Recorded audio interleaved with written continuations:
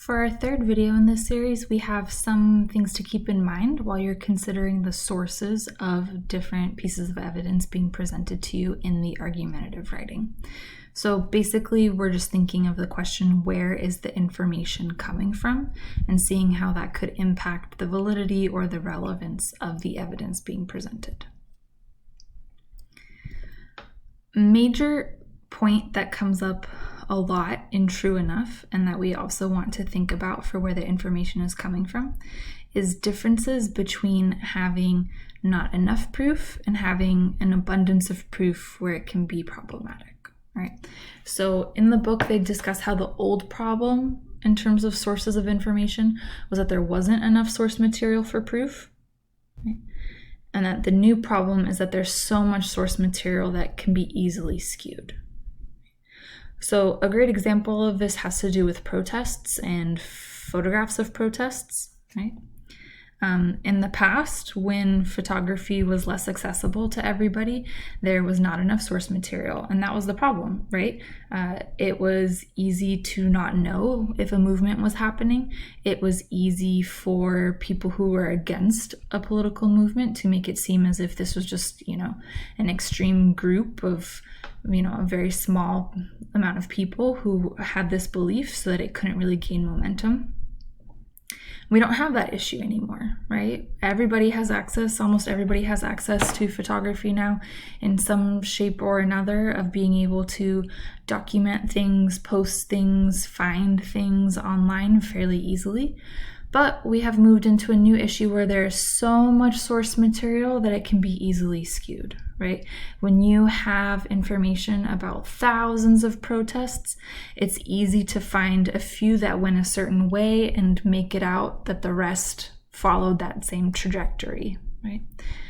We'll talk a little bit later too about how this new problem of having an overabundance of source material can also be an issue based on doctoring images and altering them online. So with that in mind, we really do want to focus in on where the information is coming from. So specifically, who is publishing the study that we're looking at, the statistics that we're looking at, the evidence that we're looking at in our argumentative writing? And do they have something to gain from the study having a particular outcome? Right?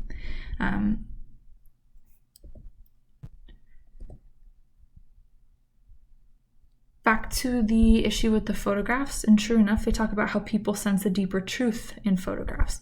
So maybe with statistics, it's easy to write off like, oh, okay, well, this is just published by a company that needed it to be found in a survey to have certain results so that they can maintain their business or something. But people tend to trust photographs more, right? There's an emotional aspect that doesn't come across with numbers necessarily, which can be an asset, but it can also be somewhat of a detriment. Because this might have changed over time.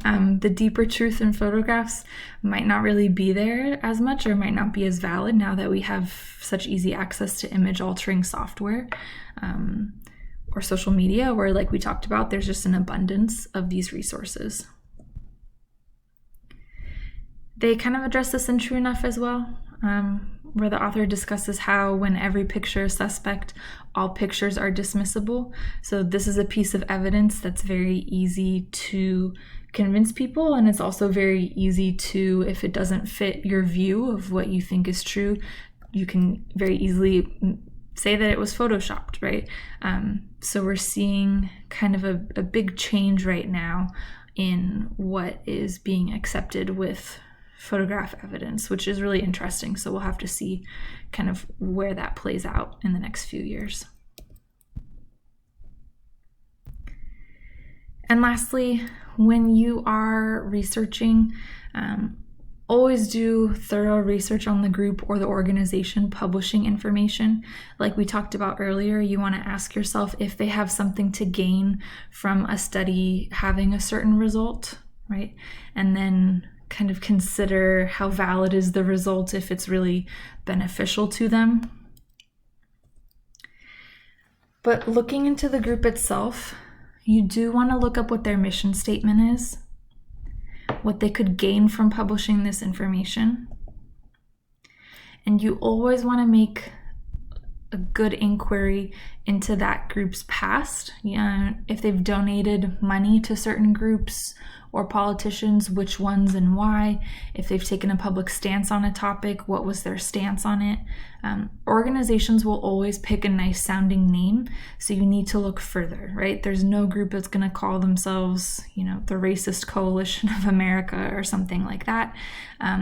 It will always be something that sounds nice. It's always in coded language. So you want to make sure that you're looking deeply at who is publishing it and what their goals are. And that's it for sources. In our next and last video of this series, we'll talk about barriers to evidence, even when it is valid.